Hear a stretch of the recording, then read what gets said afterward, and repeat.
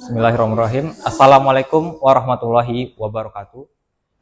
Selamat pagi dan salam sejahtera untuk kita semua.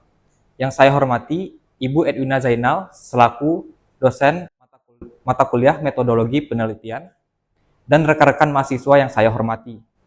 Puji syukur kehadirat Allah Subhanahu wa taala karena atas rahmatnya saya diizinkan untuk mempresentasikan seminar proposal saya pada pagi hari ini.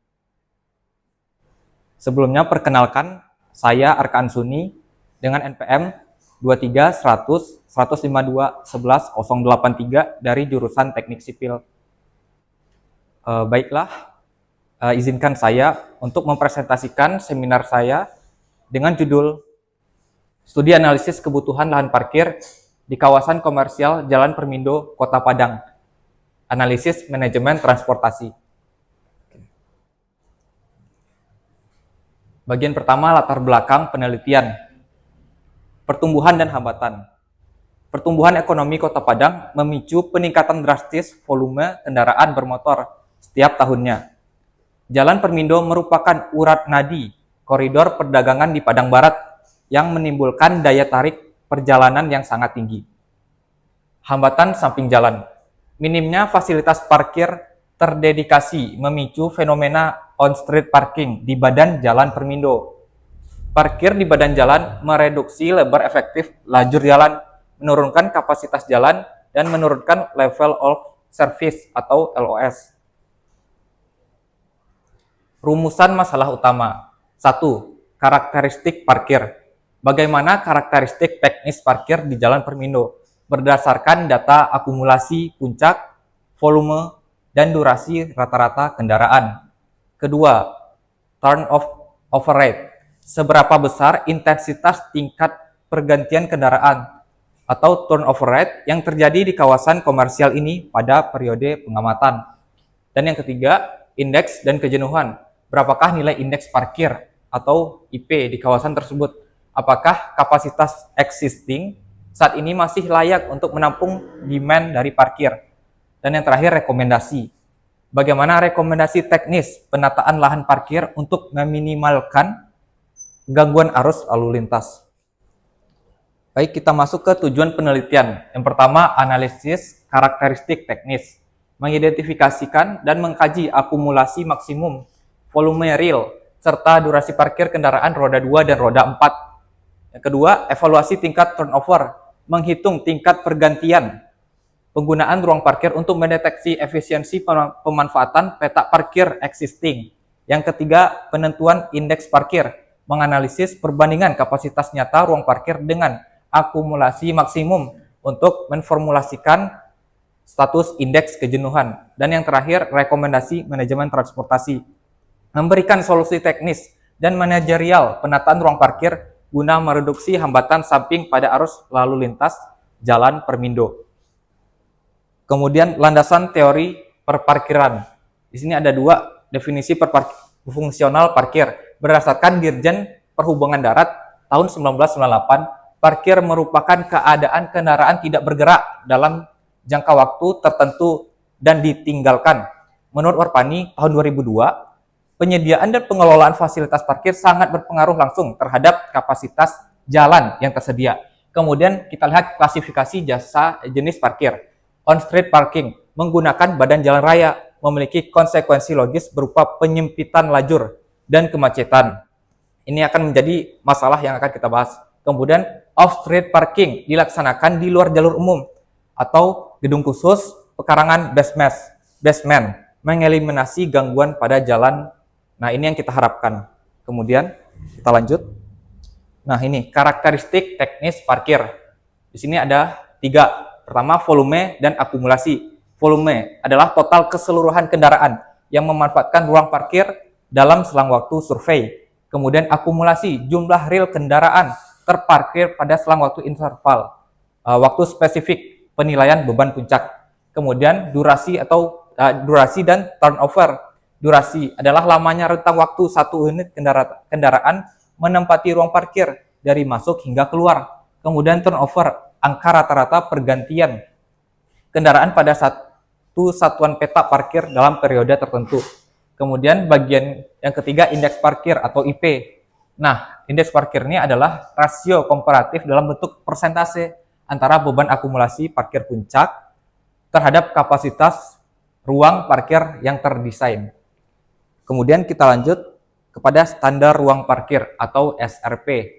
Nah, di sini standar ruang parkir untuk jenis kendaraan mobil penumpang di golongan 1 lebar standar dalam satuan meter 2-3 hingga 2-5 meter. Kemudian panjang standarnya 5 meter.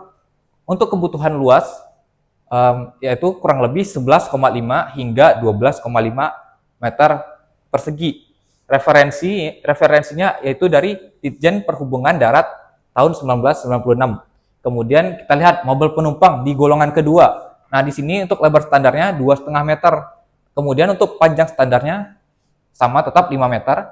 Kebutuhan luas satuannya yaitu kurang lebih 12,5 meter persegi. Untuk referensinya diambil dari sama Ditjen Perhubungan Darat tahun 1996.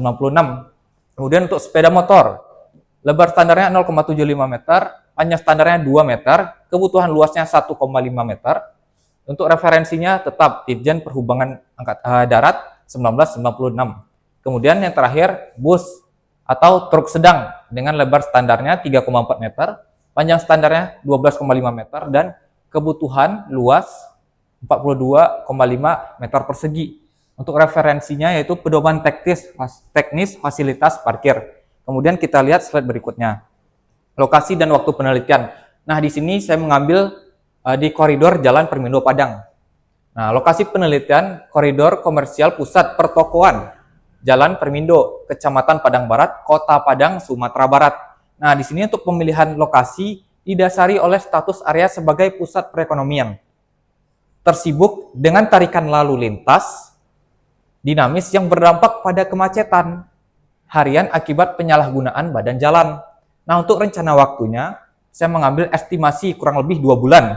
Pelaksanaan meliputi fase persiapan awal, survei lapangan, analisis data, hingga penyusunan naskah proposal skripsi final. Oke. Kita lanjut ke slide berikutnya. Nah, untuk data primer dan data sekunder. Data primer yaitu data dari lapangan. Pertama, volume kendaraan. Kedua, akumulasi parkir. Ketiga, durasi nyata. Dan keempat, kapasitas existing. Kemudian untuk data sekunder dapat dari instansi. Pertama, peta jaringan jalan. Yang kedua, tata guna lahan. Ketiga, regulasi perparkiran. Kemudian untuk variabel dan indikator studi.